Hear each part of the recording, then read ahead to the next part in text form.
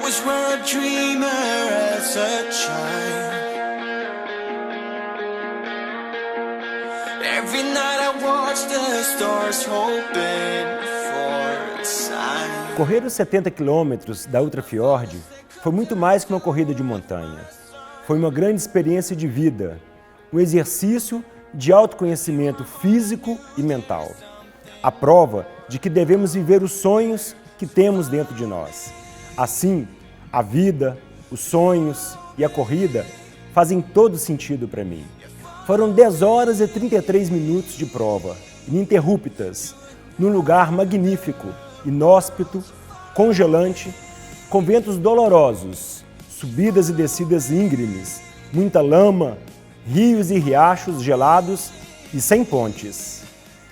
Em vários momentos, apreciei as belezas da Patagônia chilena, mas também me deparei com barreiras quase intransponíveis, onde seguir adiante era quase sempre a única alternativa.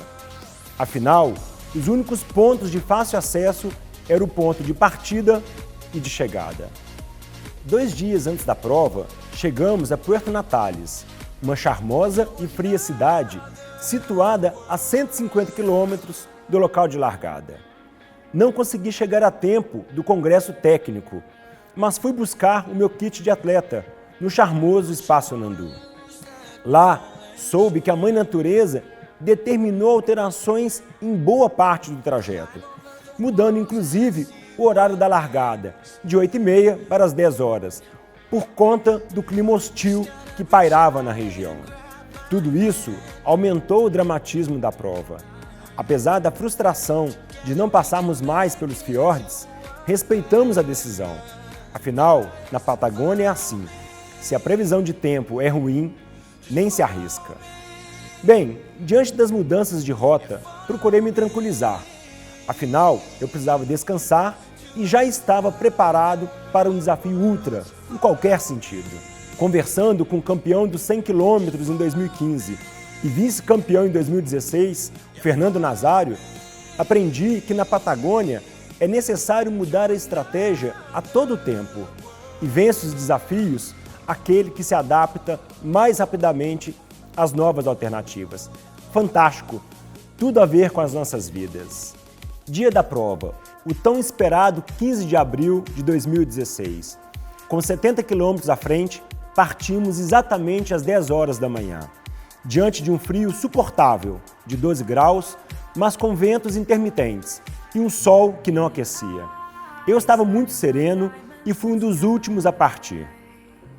E este foi o único momento quente da prova, pois a temperatura caiu para 7 graus, logo depois, chegando a 2 graus, com rajadas de vento em alguns momentos. Os primeiros 14 quilômetros, até o primeiro ponto de controle, foram marcados por longas subidas e descidas, com o terreno sempre úmido e fofo, pelo excesso de decomposição vegetal.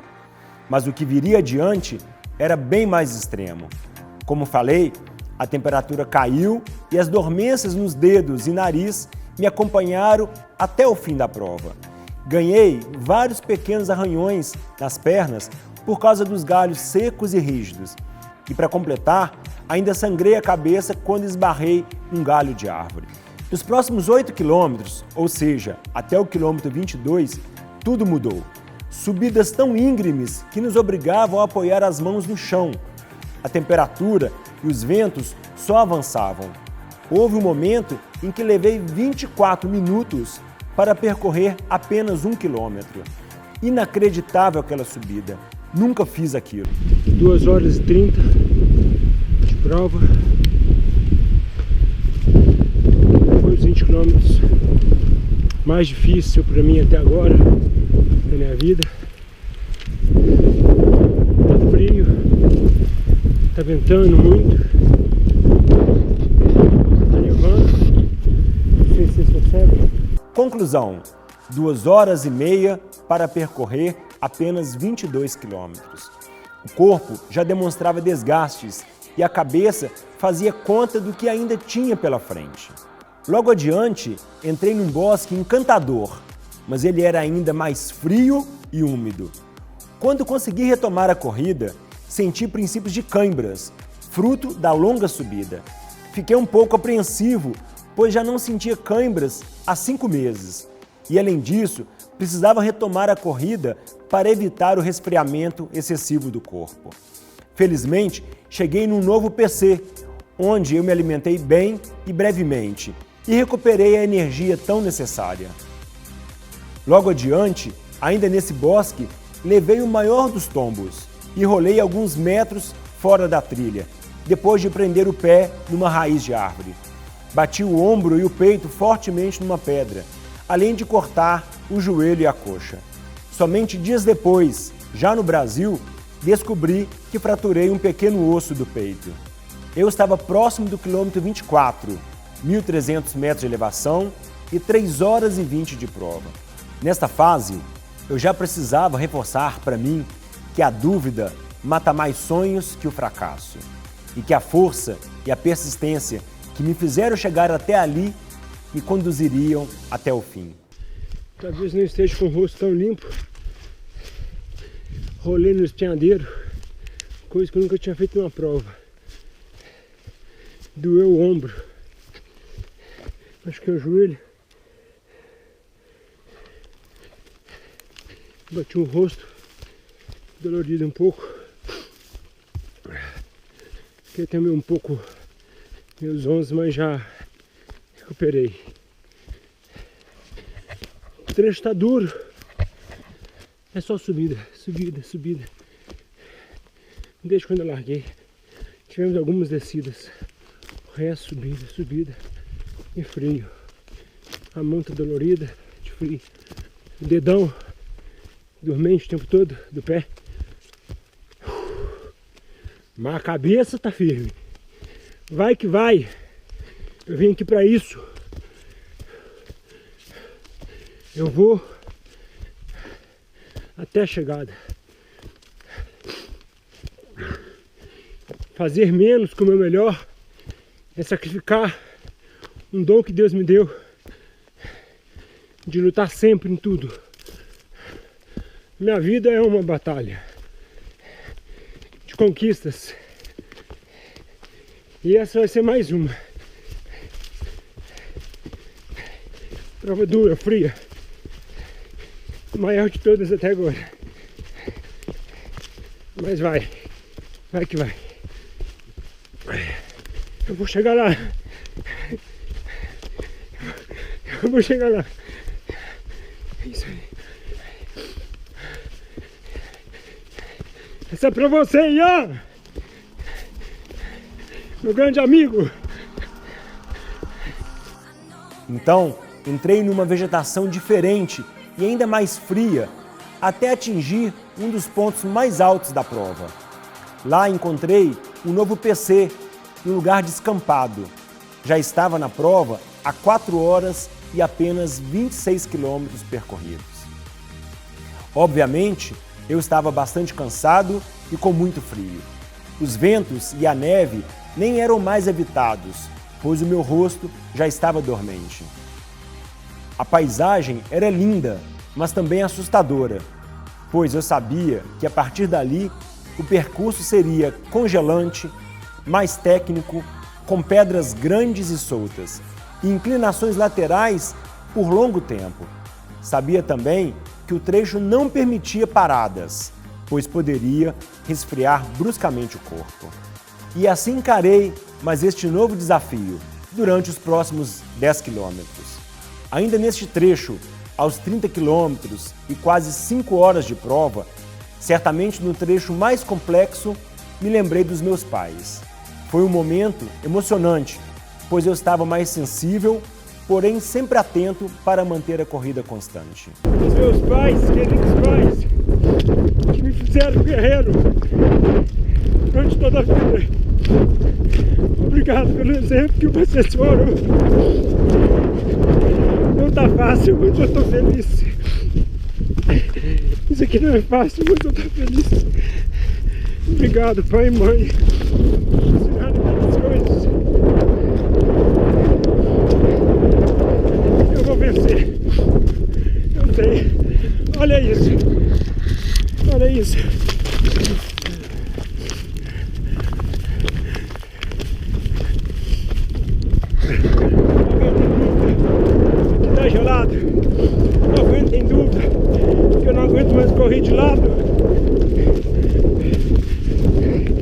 Obrigado, pai e mãe. Ao final dessa passagem pelo glaciar, um pouco antes dos 35 quilômetros e 5 horas e 40 de prova, passei por um declive muito acidentado. Acreditem, foram quase 20 minutos para percorrer 1 quilômetro, com muita lama escorregadia e gelada. Foram infinitos tombos de bunda no chão. Para ampliar o desafio, atravessei um riacho onde lavei as pernas e acabei de congelá-las, uma verdadeira crioterapia. A Mãe Natureza realmente parecia não estar satisfeita com a nossa presença ali. Voltaram os trechos com lama e dessa vez atolando até o meio da coxa. E diante desse cenário, onde subidas e descidas muito íngremes surgiam do nada, segui até o quilômetro 42, em exatas 7 horas de corrida. Esta é uma marca significativa, pois a partir dessa distância, a missão era para um ultramaratonista. Ali recebi o carimbo de ultra, um sonho realizado. 42 quilômetros, 7 horas de prova, uma quilometragem especial, porque daqui pra frente eu sou ultramaratonista, meu grande sonho. Dedico esse momento especial a Fernandinha, meu amor, que muito me compreende, que muito me apoia. Ela é a pessoa que mais sabe os meus sacrifícios para me dedicar ao esporte, à vida profissional, à vida social. Só ela sabe o quanto os últimos tempos têm sido difícil, especialmente profissionalmente, e o quanto ela tem me apoiado. Dedico, Fernanda, esses 42 quilômetros a você, pela mulher incrível que você é, pela mãe maravilhosa, pela pessoa especial, sensível e amável. Muito obrigado por tudo. Um grande beijo. Muito obrigado. Olha aqui, eu vou subir agora. Ninguém merece, né? Vamos lá. Bem, os próximos 8 quilômetros, até atingir os 50 quilômetros, foram feitos em 1 hora. Muitas subidas, lamas, musgos marcaram o trecho. Ou seja, não tinha moleza nessa prova. Correr nos musgos é igual correr na cama elástica. A passada não desenvolve, existe uma dificuldade de impulsão. Felizmente, os princípios de cãibra que me assustaram no quilômetro 25 não se manifestaram mais, apesar de sentir as pernas sempre à beira de um colapso após os 55 quilômetros. Logo depois, às 18h30, eu procurei aumentar a velocidade para correr ao máximo na luz do dia. Não parei mais para trocar a bateria da câmera e evitei os alimentos de difícil acesso na mochila. Dali até o final, segui muito confiante, forte e mantendo o pace médio de 7 minutos por quilômetro dentro da mata. Por volta das 19 horas, já um pouco escuro, parei brevemente para colocar meu headlamp, a lanterna de testa. E para minha surpresa, eu a havia perdido em algum dos trechos difíceis que passei. E com isso, mais um aprendizado: fixar bem os objetos e procurar os equipamentos antes da noite cair. Paguei à vista o custo dessa falha, pois a escuridão tomou conta rapidamente e por isso levei mais alguns tombos. De repente, mais adiante, avistei 2 corredores iluminados, literalmente iluminados, e mesmo com dificuldade para enxergar, aumentei a minha passada e os alcancei. Ambos eram da modalidade 50 km, um colombiano e o outro americano. Foram meus anjos da guarda. Fizemos uma fila indiana e me iluminaram o caminho até o fim. Um belo espírito esportivo e um esforço maior para mim, afinal, eles eram mais rápidos. E assim cruzamos a linha de chegada, às 20 horas e 33 minutos. Muito cansado, mas estou feliz, estou bem, estou forte.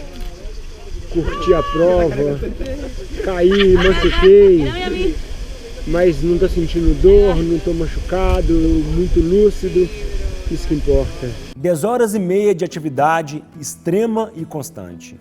mais de 4.700 calorias consumidas. Pessoalmente, uma mega conquista, especialmente para a pessoa comum que sou, com todos os meus compromissos pessoais e profissionais. Por tudo isso, agradeço a Deus por ser um dedicado sonhador entre gigantes. Afinal, se encontravam ali os grandes nomes mundiais das corridas de montanha. Tive o prazer de conhecer alguns deles, especialmente o adorável vice-campeão Fernando Nazário, a campeã disparada Manu Vilaseca e o consagrado atleta da marca The North Face, o Marcelo Sinoca. A natureza também mostrou sua força com a triste notícia de falecimento de um experiente ultramaratonista mexicano na prova, possivelmente por hipotermia. E isso foi muito lamentável e, respeitosamente, tirou parte do brilho do evento de premiação. Bom, mas tudo que relatei foi uma grande experiência e certamente me tornou uma pessoa ainda mais serena, confiante, tolerante e respeitadora. Acredito que tomei as decisões certas nos momentos mais difíceis e que todo o meu esforço daquele dia e os 1.200 quilômetros de preparação valeram a pena. Que venham os novos desafios da vida e obrigado a todos que me apoiaram e acreditaram que eu seria capaz.